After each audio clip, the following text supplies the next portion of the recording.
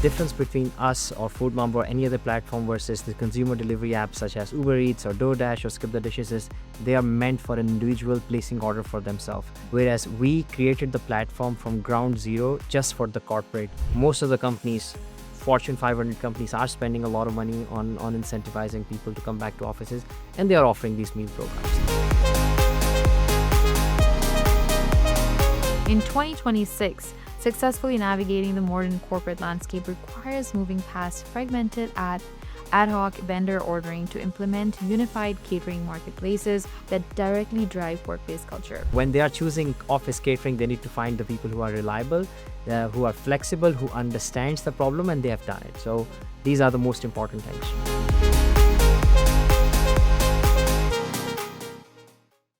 This episode is brought to you by Katana, inventory software built for growing product brands. Once you're growing and adding sales channels to your list, Shopify, Amazon, wholesale, retail, inventory gets a lot trickier. Katana makes it easy for you and syncs your stock automatically across every channel and location, so your numbers are always accurate in real time. It cuts your manual work to almost zero without any of the setup overhead or cost of traditional ERP software. And you can try it for free. Just head to katanamrp.com and start your free plan today.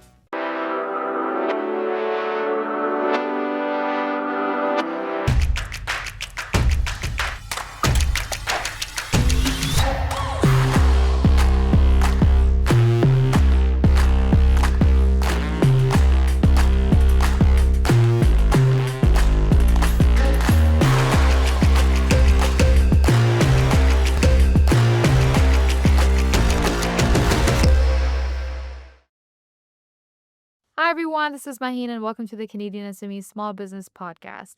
Today we are breaking down the operational architecture of two-sided digital marketplaces that are localized corporate logistics orchestration and leveraging food service tech as an enterprise lever for workforce engagement. Because in 2026, successfully navigating the modern corporate landscape requires moving past fragmented ad hoc vendor ordering to implement unified catering marketplaces, automated group billing cycles, and scalable B2B hospitality networks that directly drive workplace culture. Joining us today is Ali Shahid, the co-founder and CEO of Food Mamba, Toronto's premier all-in-one corporate catering and event planning platform. Ali is an elite marketing and operational strategist who spent a decade directing corporate marketing campaigns across Saudi Arabia and Canada before transitioning into technology entrepreneurship. Alongside his co-founder, Hira Malik, he bootstrapped Food Mamba from a two-person delivery project into a high-growth market trusted by over 300 major corporate offices and 250 local culinary vendors. Recently recognized by the municipal government, he is an active voice on ecosystem acceleration and tech-driven market development. There's lots to uncover and unpack. So without a further ado, let's dive in and welcome Ali. Ali, it's a pleasure having you on the show today. Welcome to the podcast. How are you? I'm good, thank you. Thank you so much for having me. It's a pleasure to be here. Absolutely. Not only there's lots I mentioned in my intro as well, and we can't wait to untap it for our listeners today. But let's begin our discussion by understanding how do we really build a two-sided corporate marketplace from the ground up? Because building this two-sided digital marketplace is notoriously very difficult because, you're constantly fighting a chicken and egg dilemma, trying to recruit high-value local restaurants, but really simultaneously acquiring corporate buyers. Tell us what early strategies built trust and credibility for both the restaurants and the corporate clients on Food Mamba. I think you have nailed the introduction really well. It is incredibly painful to start a two-side marketplace. You have a demand side and you have a supply side. If your supply side is too much and you don't have much demand, the suppliers are going to ask you, why are we not getting the revenue? And if you have too many customers, they will get bored. So what we did early on is we started door knocking corporate companies and we said, let us help you make decisions for your corporate catering. We started handpicking the vendors. We didn't have 200 vendors. We had 5, 15, 20 vendors. And we started selling those vendors to corporate companies. What really helped at that time was we were not giving 50 different options. We were giving 3 different options for every company to choose from. And that's how we started developing credibility and reliability. Once the credibility part was done, then we started onboarding more vendors as well. So marketplace, I think the biggest challenge is that you need to have that sync between demand and supply. If one part goes too much or above, it becomes a challenging part. And I think what we really did well at the initial stage was we balanced that part. Right, right. No, that's a valuable lesson. Thank you for sharing that experience, Ali. And it's the strong relationships and trust that are often the foundation of every successful marketplace. Now let's explore what separates a purpose-built corporate catering platform from traditional consumer delivery apps. Tell us, how does a dedicated B2B food tech platform differ from the consumer delivery apps that we all use for large-scale office logistics? I think your question has answered the Mm-hmm. question, because you said purpose driven platform. So the difference between us or Food Mamba or any other platform versus the consumer delivery apps such as Uber Eats or DoorDash or Skip the Dishes is they are meant for an individual placing order for themselves. Imagine a scenario where you are in an office, you have 200 people coming in, you have different dietary restrictions. Every person requires, someone needs a vegetarian meal, someone needs a non-veg meal. The driver would need to understand the logistics of your building. There is a certain time that people have to eat, so the delivery has to be on time. So consumer delivery apps are not meant to manage those aspects of it. Whereas we created the platform from ground zero just for the corporate. When we were creating all the product features, we were thinking, what does a typical office manager face when placing orders for corporate catering? What are the most important things they have to consider while looking at the different dietary restrictions of the people, delivery times, logistics of the building? And we created those platforms just to make sure that these things can be considered. Another difference among delivery apps is that you cannot order bulk orders, for instance, whereas corporate catering, when you want to order buffet style or family style and you have 300 guests coming, these consumer delivery apps are not meant to be for those events. Last but not the least is the delivery riders. Consumer delivery apps drivers are not trained to go and find the parking and set up the food, and that's where I think purpose built platforms come into play. The drivers that we send are trained, they know how to handle food, they have the right thermal bags, they are able to travel with 200, 300 meals. They know the logistics of the building, they know how to navigate the security, and they also set up the food as well. So there is a very clear distinction between a consumer delivery app and a purpose-built platform. Right. Now that's an important distinction, Eddie. And And they're expensive, by the they way. are So right. so they surcharge 35% Mhm. to vendors. Most of the vendors that we work with, one of the things that they come and tell us that Uber Eats and DoorDash, they are literally eating up their margins. It feels like they are literally working for them. And whereas when we started working, we decided not to follow that route. Whenever we are telling our customers that we don't let vendors surcharge the prices, such as you would find on consumer delivery apps. So ultimately, I think there are several differences, such as that which I told you: logistics, delivery, menu selection, and this relationship with the vendors. No, there's absolutely no doubt that enterprise-focused tools and they simplify, logistics, simplify billing, and of course the coordination for growing businesses. Now, Ali, let's discuss how these platforms can also create meaningful opportunities for local restaurants and food entrepreneurs. Tell us, how does Food Mamba help independent restaurants access recurring corporate catering revenue without the upfront marketing costs? So I have a great story to share actually. When I started up into 2024, so I had a chef that I used to work, and I would probably give him some orders during some times. And one day I called him and I said that I have an order for you for 250 people, and the guy started crying on the phone. And I'm like, is everything okay? He said that, man, I don't have money to pay my staff, and your order would really help me give the money or the salary to the staff members. And that moment I really realized that catering is actually the backbone of corporate restaurants, especially in downtowns where the rents are too high, the walk-in traffic is still has not recovered from the pre-pandemic levels. So if they don't get these big corporate orders, they are not going to survive. I'm sure you would know so many restaurants that have closed in the last 2, 3, 4 years as well. The main reason is this, that they're not able to get to those corporate clients who are probably heavy spenders as well. And a platform like us really comes into the play where we give them big ticket opportunities. Not only that, we help them with the planning, we help them set up the menus, And essentially, we are their sales team. They don't have to hire a sales team who is not door knocking to corporate clients. We are becoming the resellers, helping them generate more revenue. And not only that, I think one of the things that I'm very proud of helping these vendors is that we give them really big orders, like 100 people, 150 people, 200 people, and it's easier for them to manage. They get better pricing from their suppliers. They don't have to hire 20 different people at different times. They hire 2, 3, 4 staff members to manage those orders. And it just gets back to the society. The more restaurants are able to generate more revenue, the better for the society, the better for the local economy. And platforms like Food Mamba is playing a very significant role in local development. That's a great impact. Thank you, Ali, for sharing that and for things that you do for the community.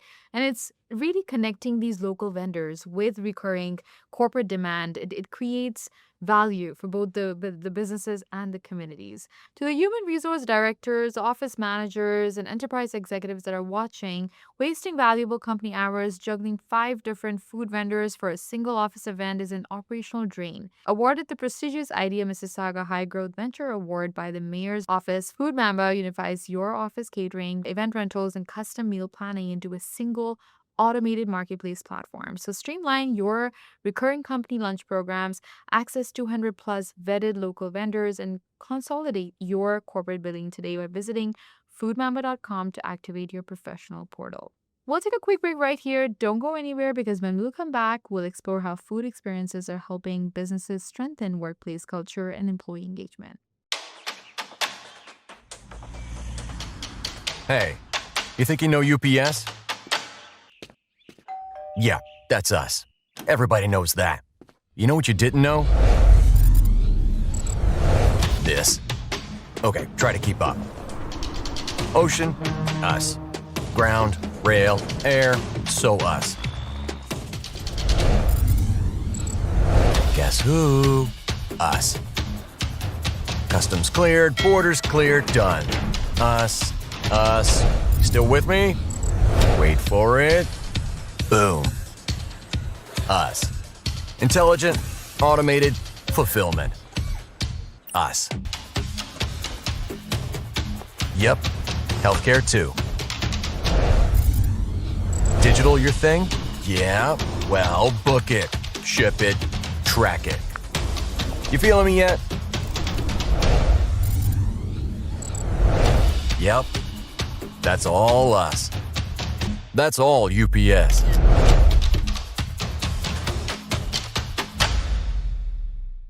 Welcome back, everyone. Let's dive into how curated dining experiences can bring teams together and create more meaningful workplace connections.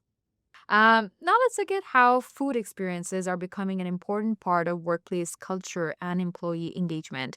Tell us, how can employers use curated dining experiences and food tech to boost office attendance and employee engagement?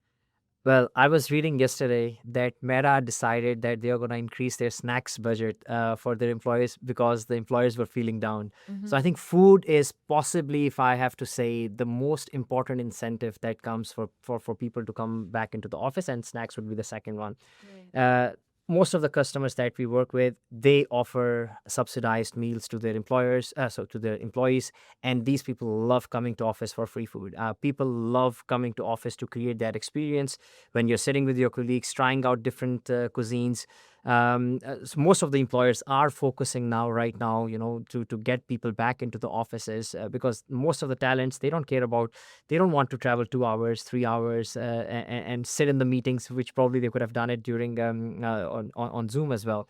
So one of the incentives to create that culture is companies are investing heavily. Like in downtown, I can tell you, most of the companies, Fortune 500 companies, are spending a lot of money on incentivizing people to come back to offices, and they are offering these meal programs. And I think the trend will continue for the foreseeable future, and especially with AI possibly taking over some of the roles. I think the top talent, if you want to retain them, you're going to give them a lot of incentives, and food would become possibly one of the most important incentives for people to be back in the offices.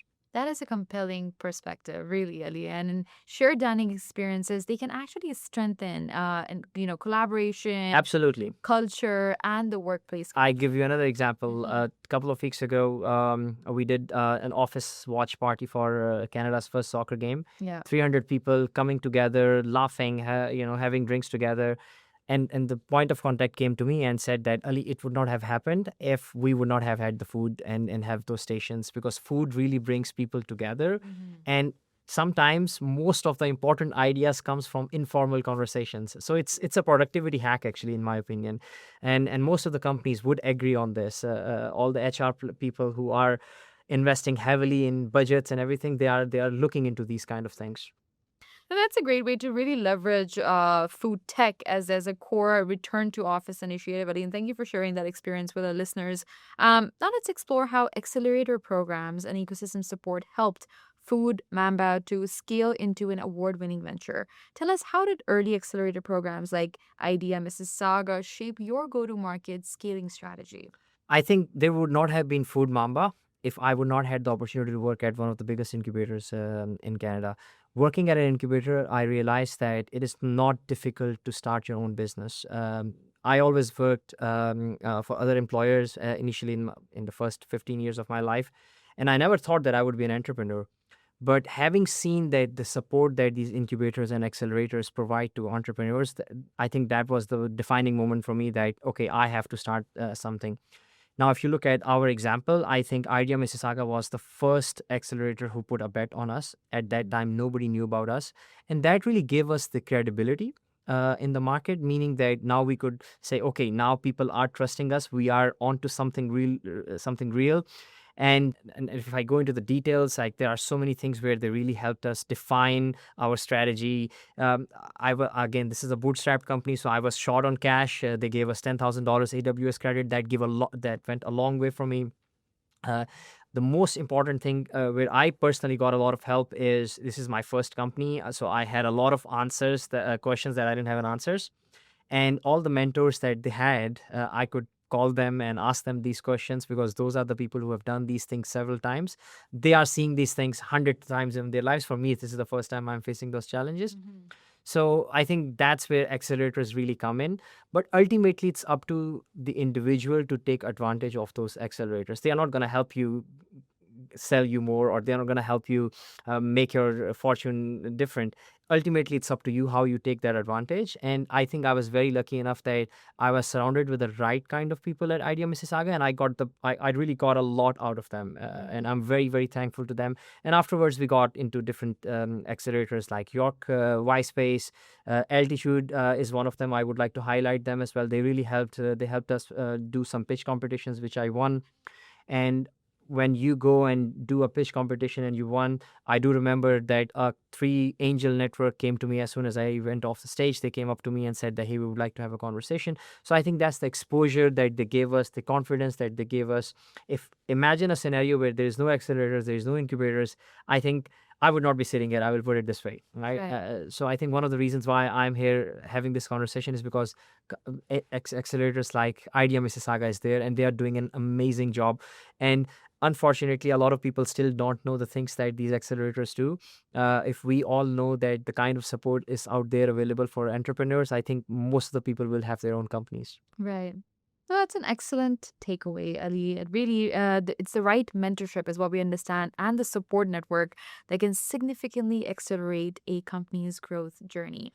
This has been a great conversation. Thank you so much for everything that you're doing in the community, and it does create a lot of opportunity for vendors and for corporates alike to utilize the solutions that you're providing to help themselves scale.